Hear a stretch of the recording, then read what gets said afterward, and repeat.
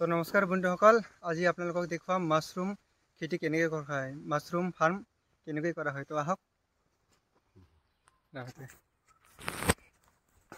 তো এয়া হৈছে মাছৰুম ফাৰ্ম। এয়া আপোনালোকে দেখা পাই আছে, এয়া কাঠফুলা বুলি কোৱা হয় ঘৰুৱা ভাষাত। এইটো কিমান ধুনীয়াকৈ হেৰি কৰা হৈছে, এয়া চাওক। এয়া সৰু সৰুকৈ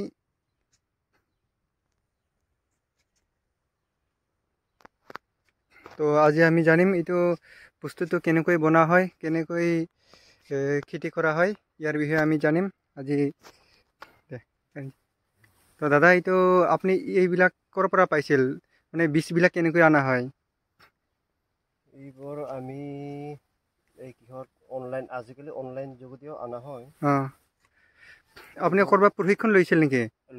লৈছিলোঁ 2007 চনত আমি গোৱালপাৰা এগ্ৰিকালচাৰ অফিচাৰ তত্বাৱধানত বালিজানা ব্লকত আমি এসপ্তাহ প্ৰশিক্ষণ লৈছিলোঁ।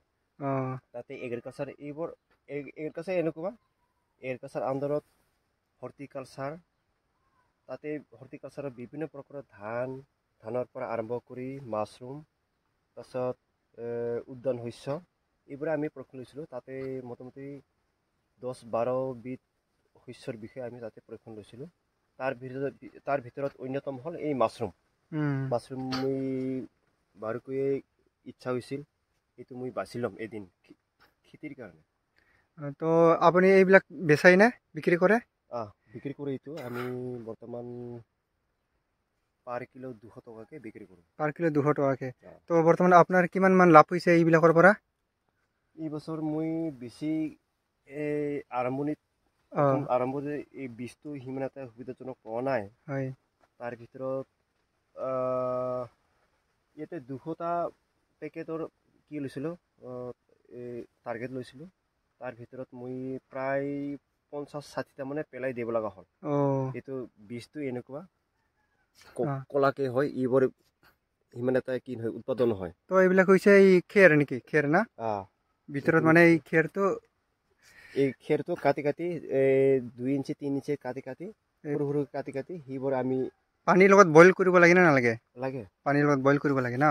আধা ঘণ্টা তাত বইল পানীত আধা ঘণ্টা সেইটো বইল কৰিব লাগে। তাৰপিছত সেইটো বীজাণুমুক্ত কৰা হয়। বীজাণুমুক্ত কৰি এই চাপ ধুনীয়াকৈ এইটো শুকোৱা হয়, যেন পানীটো নাথাকে। ঠিক একেবাৰে শুকাই যোৱাও নহয়, ঠিক আধা শুকান সেনেকুৱা পানী এই নিগৰি নথকালৈকে এইবোৰ কি কৰা হয়। তো এইবিলাকত পানী কেইবাৰকৈ দিয়া হয়? পানী দিব লাগে না? এতিয়া মাছটো ফেব্ৰুৱাৰী লাষ্টৰ পৰাই ইহঁতক খুব মানে শুকান বতৰ আহি যায়। তেতিয়া ইহঁতক দিনত 3-4 বাৰকৈ স্প্ৰে কৰিব লগা হয় পানী। তাৰমানে পানীটো বহুত প্ৰয়োজন আৰু এইবিলাক খেতিত। প্ৰয়োজন।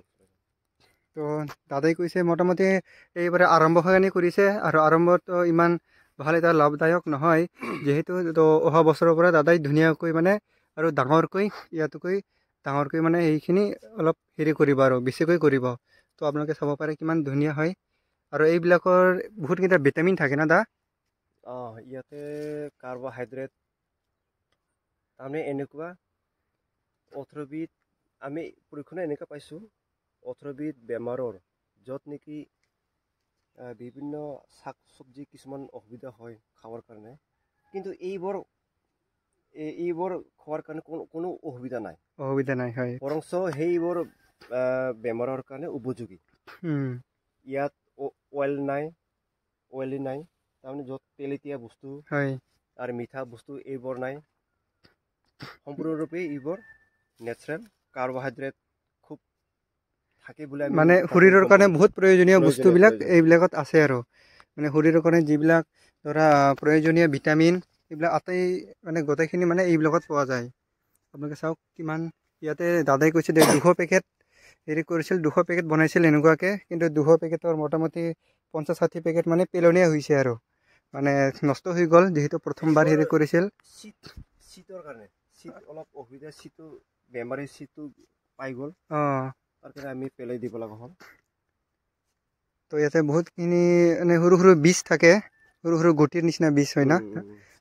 সেইবিলাক বীজ মানে কিছুমান মানে বেয়া পোৱা যায়, অলপ নষ্ট হোৱা পোৱা যায়। তো সেইবিলাক নষ্ট হ'লে কি মানে এনেকুৱাকৈ নাহে আৰু বস্তুটো।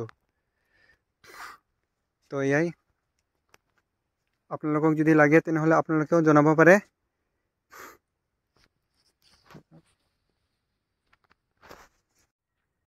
তো দাদাই কৈছে ইয়াতে একদিনতে মোটামুটি 5 কিলোকৈ মানে দাদাই পাইছিল আৰু কেইদিন আগতে, কিন্তু এতিয়া অলপ গৰম আহি গ'ল আৰু সেয়েহে লাহে লাহেকৈ মানে কমি গ'ল বস্তুটো, উৎপাদনটো মানে লাহে লাহে কমি গ'ল।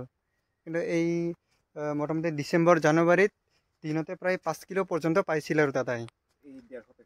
150 পেকেটত মোটামুটি দিনত 5-6 কিলো মানে আহি যায় আৰু একদিনতে।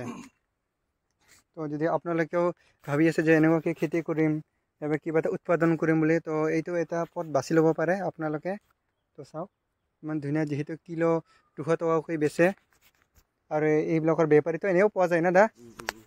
বেপাৰীবিলাকতো এনেও বজাৰতে পোৱা যায়। বেপাৰী মানে এনেকুৱা, আমি বজাৰত এই ওচৰে পাজৰে বজাৰত তাতে ওলালে হ'ল। অঁ, মানে য'ত আপোনাৰ ঘৰৰ ওচৰত যিবিলাক সাপ্তাহিক বজাৰ হয় নাইবা কিবা হয়, এইবিলাক বজাৰত যদি আপুনি প্লাষ্টিকত পেকেট কৰি যদি বেচায়, তেনেকুৱাকৈ মানে আপুনি লাভৱান হ'ব পাৰে আৰু। তো এয়াই, তো আজি এইখিনিয়ে। তো লগ পাম আকৌ এটা নতুন ভিডিঅ'ত। তো ধন্যবাদ।